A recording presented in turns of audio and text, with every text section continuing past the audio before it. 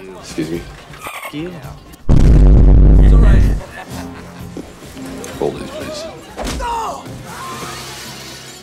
Après s'être retiré de la mission, le capitaine Raymond se précipite vers le pont, espérant désamorcer la bombe à retardement placée sous le barrage. Mais il est trop tard car la voiture avec l'enfant à l'intérieur entre directement dans la zone d'explosion. Et la bombe explose juste au moment où il atteint le bord, engloutissant le véhicule dans les flammes et le projetant dans la rivière.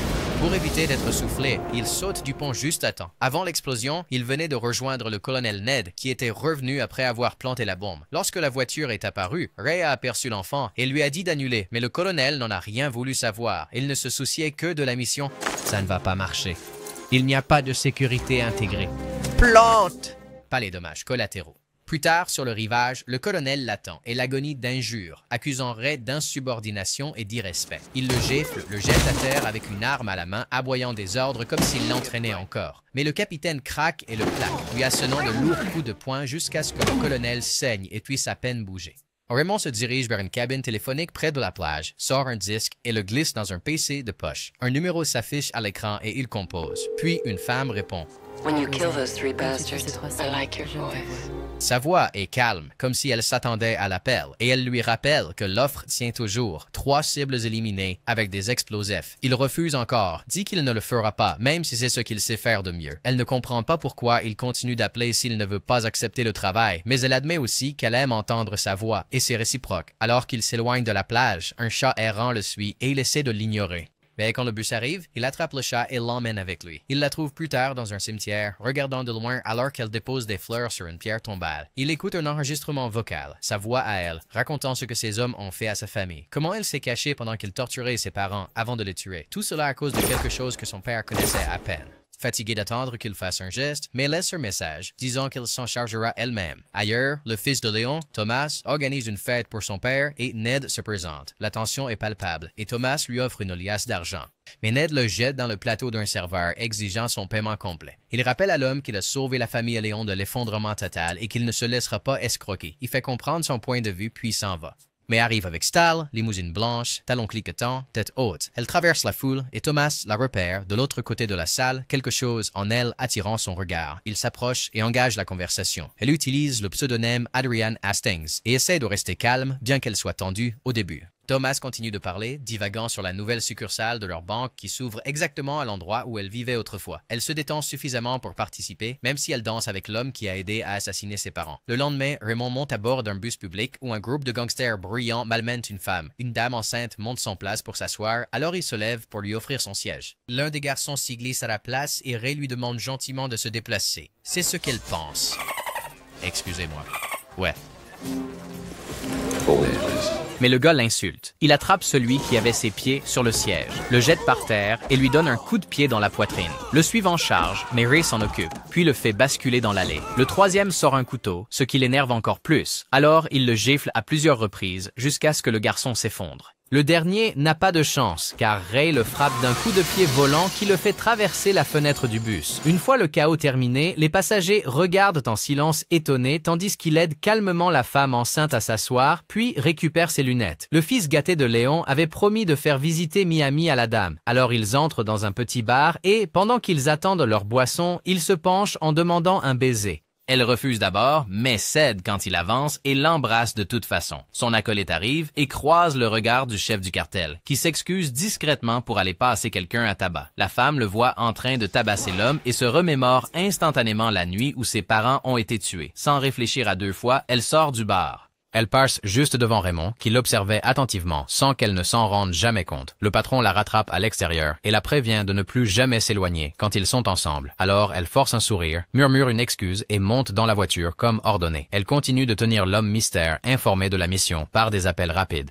Ce soir-là, elle sort danser avec le patron pendant que Raymond, posté à distance, fait sa surveillance régulière et écoute l'un de ses enregistrements où elle exprime à quel point elle est dégoûtée chaque fois que l'homme la touche. Raymond la supplie d'abandonner la mission, mais elle refuse, voulant mener le travail exactement comme elle l'a prévu. Plus tard, le couple retourne dans leur voiture, mais le regard insistant du spécialiste attire enfin l'attention du patron. Bien qu'il le remarque, il ne dit rien et à un feu rouge, Raymond passe, audacieux et déterminé. Le patron s'écarte de la dame, sort de la voiture et l'arrête pour l'interroger. Raymond ne dit pas grand-chose. Même après que l'homme suggère qu'il est intéressé par la femme, alors le patron sort un couteau. Mais Raymond reste calme et s'éloigne sans s'engager. Après avoir déposé la femme, elle sort comme si elle était vidée, marchant de manière inégale jusqu'à chez elle. Elle enlève ses vêtements et s'affale sur une chaise, les yeux embués de larmes, essayant de se ressaisir, jusqu'à ce que le téléphone sonne. C'est lui, l'homme mystère. Il dit qu'il prend le relais maintenant et fixe les règles. Elle ne doit plus le contacter en premier. Elle doit rester à l'écart des hommes du cartel et abandonner ses projets personnels. Même si elle insiste pour dire qu'elle peut encore aider, il ajoute un avertissement. Si elle fait partie d'un piège, cela ne finira pas bien pour elle. Elle réalise qu'il est quelque part à proximité et examine les environs, mais il éteint la lumière de la cabine d'où il appelle, gardant sa couverture intacte. Plus tard, Raymond attend à l'intérieur d'un bordel Charlie, le sbire qui a aidé Thomas à assassiner les parents de May.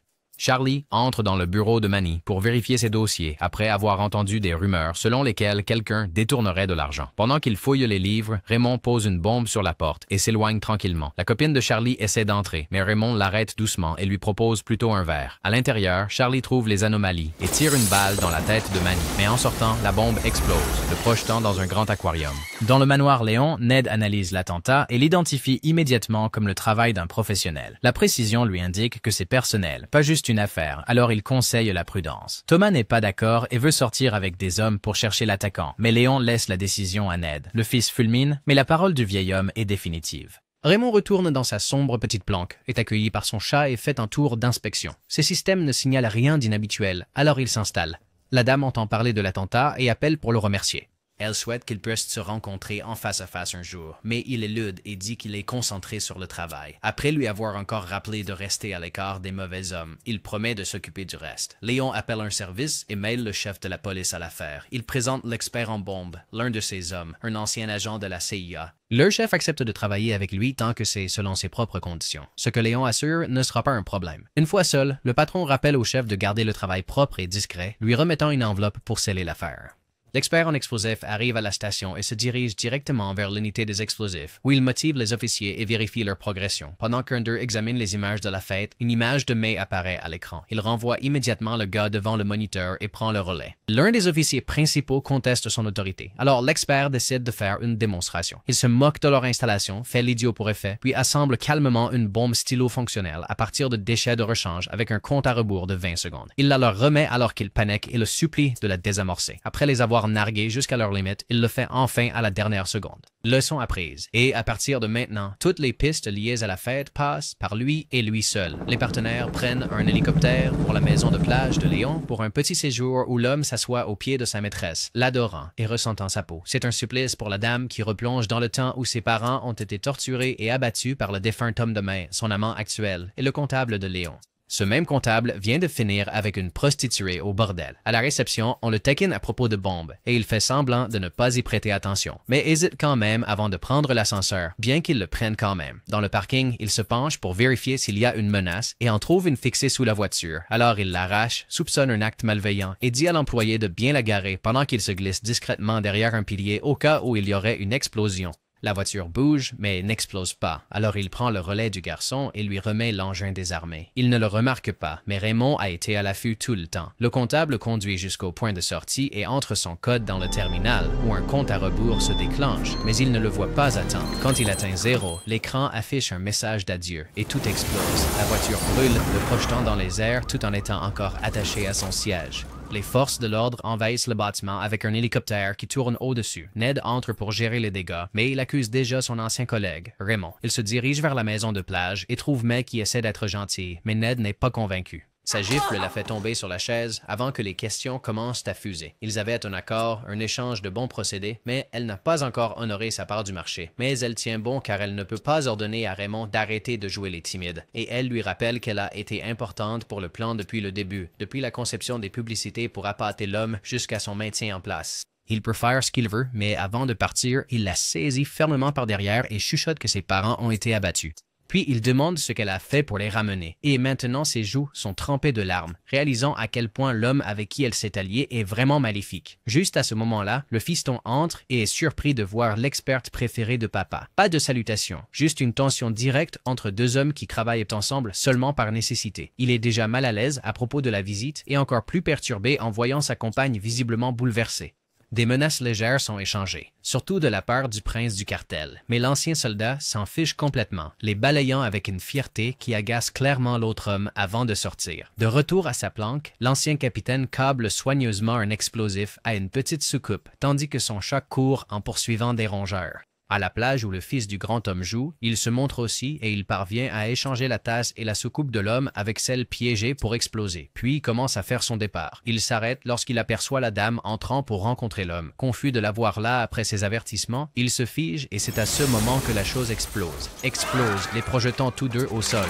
Tandis que tout le monde s'enfuit, il court vers l'explosion, mais est retenu par la sécurité. L'expert se précipite sur les lieux, impressionné par la netteté de l'exécution, et ne peut s'empêcher d'admirer l'élégance du travail de Raymond, alors que l'homme observe à distance. Une fois la poussière retombée, il se dirige vers une cabine téléphonique et appelle son numéro, mais il n'obtient aucune réponse. Alors il s'éloigne de la cabine, visiblement blessé. Le vieil homme pleure son fils qui n'a pas survécu à l'explosion, et l'expert se présente pour présenter ses condoléances, mais se fait rembarrer à la place. On lui reproche de ne pas avoir protégé le garçon, bien qu'il insiste sur le fait que le défunt était trop têtu pour suivre des instructions simples. Le père en deuil ne veut pas d'excuses. Tout ce qu'il veut, c'est que le meurtrier soit trouvé, et c'est un ordre. Toujours incertain du sort de la dame, l'homme derrière les attentats s'introduit dans son appartement et fouille les lieux. Il s'arrête à la robe sur le lit, la tenant un instant comme si elle lui manquait. Les nouvelles se répandent vite. Adrian Hastings est mort, apparemment emporté dans la même explosion qui a mis fin à la vie de l'héritier du cartel. De retour chez lui, l'homme ouvre son ordinateur et trouve l'une de ses vieilles annonces qu'elle envoyait autrefois. Cela seul lui indique qu'elle est toujours en vie. Alors, il se précipite vers une cabine téléphonique à proximité et compose le numéro.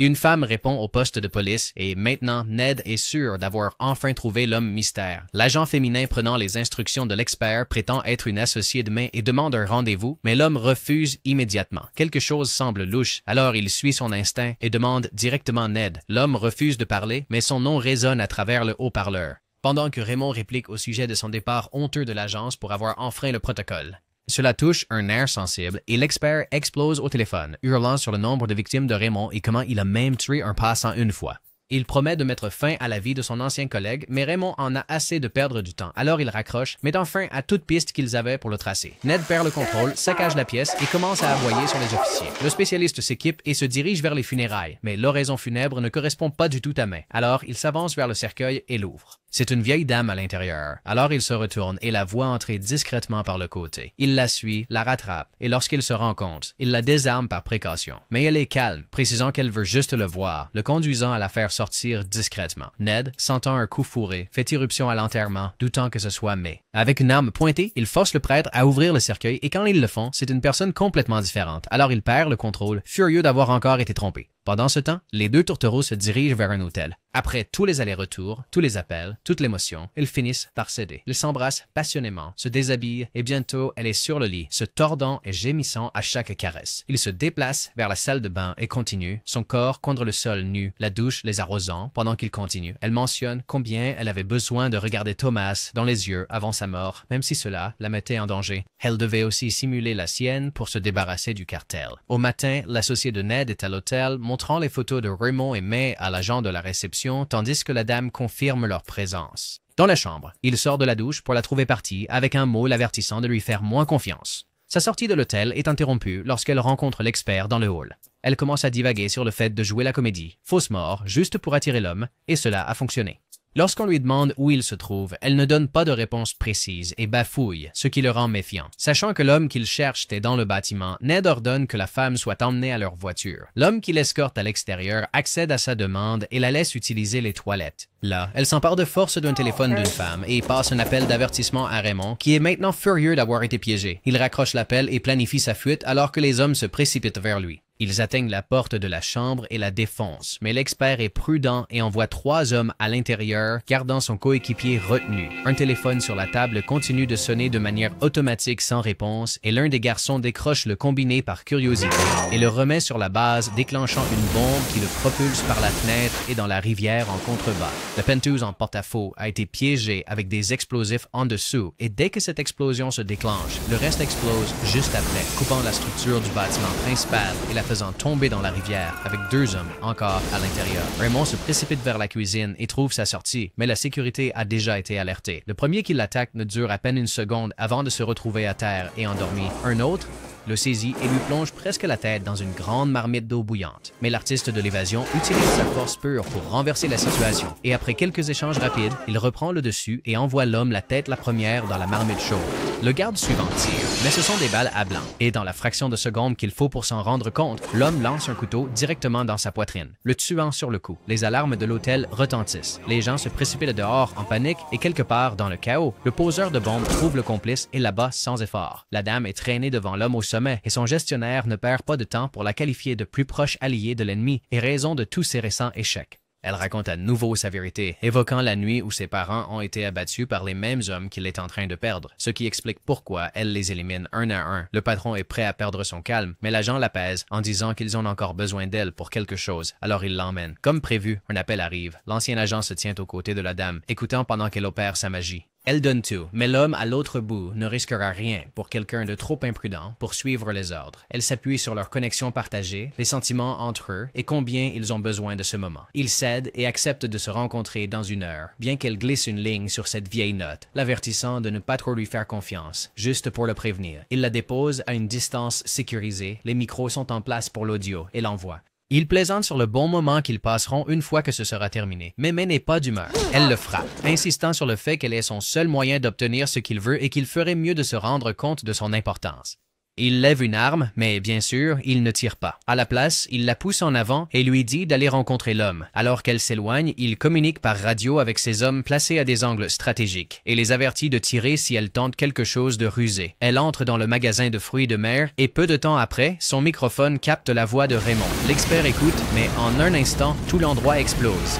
Les bâtiments à proximité se brisent sous la déflagration et des morceaux de chair de crabe pleuvent sur sa tête. Sachant à qui ils ont affaire, ils fouillent tout le pâté de maison, mais ne trouvent rien. Pendant ce temps, les nouveaux amoureux dérivent sur un bateau, la femme reposant doucement sa tête sur son épaule. L'équipe de déminage se regroupe et commence à analyser les modèles d'appels téléphoniques afin de déterminer d'où provient la majorité des appels de l'ennemi. Il réécoute les conversations entre les deux et grâce aux sons ambiants, l'expert déduit l'itinéraire le plus probable d'où opère son rival. Il se rend dans un restaurant sur cet itinéraire pour interroger le propriétaire, mais le gars ne se souvient de personne de ce genre. Son seul espoir est le livreur, le seul qui pourrait reconnaître le visage. De retour à sa cachette, la dame dit qu'elle veut partir, mais il ne la laissera pas partir pour le moment. Elle est de nouveau en colère, déterminée à s'en prendre à Léon après avoir appris qu'il était celui qui avait ordonné le meurtre de ses parents. Il essaie de la ralentir, disant que ces meurtres n'apporteront pas la paix, mais elle ne veut rien entendre. Il lui tient le bras et la supplie d'arrêter, et après un moment, elle cède juste avant que les choses ne tournent. Les sirènes commencent à hurler. Des hélicoptères planent au-dessus. Les snipers prennent position et des hommes armés commencent leur intrusion.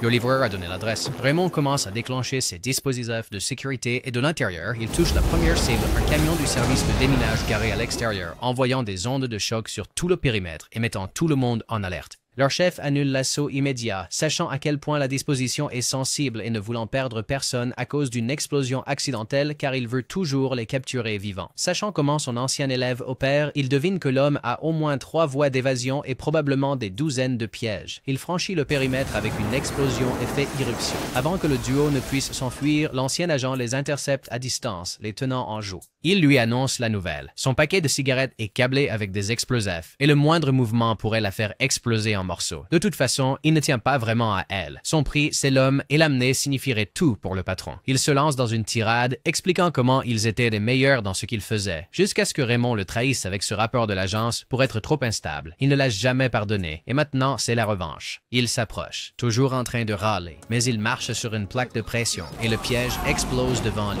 le projetant contre un mur. Cette chute déclenche une deuxième charge, l'envoyant dans un autre coin. Raymond lui dit de faire glisser le paquet de cigarettes très lentement, en s'assurant qu'il n'explose pas. Une fois qu'il l'a, il lui dit de courir, puis jette le paquet juste assez loin, avant qu'il n'explose à quelques centimètres de lui. Il se précipite vers elle à travers la fumée. Le compte à rebours du système de sécurité commence et l'automatisation vocale résonne dans le bunker. Avec seulement quelques secondes restantes, les deux et leur chat se glissent à l'intérieur juste avant que tout le bâtiment ne soit soufflé dans les airs. L'explosion coupe le tunnel en deux et de petites détonations les poursuivent alors qu'ils se précipitent pour en sortir. Mais ils parviennent à s'échapper juste à temps, les policiers se mettant à l'abri à l'extérieur. Les titres des journaux déclarent que tous les trois, Ned, Raymond et la dame, sont morts dans les décombres. De retour au domaine, Léon remercie Dieu d'avoir enfin mis fin au cauchemar. Mais à ce moment-là, le majordome reçoit un petit paquet. C'est un collier avec un pendentif et il l'ouvre et voit une photo de la dame et de ses parents. Puis il l'entend, le bip faible mais indubitable d'un compte à rebours. Il a à peine le temps de crier avant que tout ne se termine par une explosion violente. Observant de loin, les nouveaux amants coupent le signal et montent dans leur voiture. Elle a l'impression de respirer à nouveau maintenant que sa famille a été vengée. Alors ils s'en vont en riant et en s'embrassant, sans rien pour les retenir.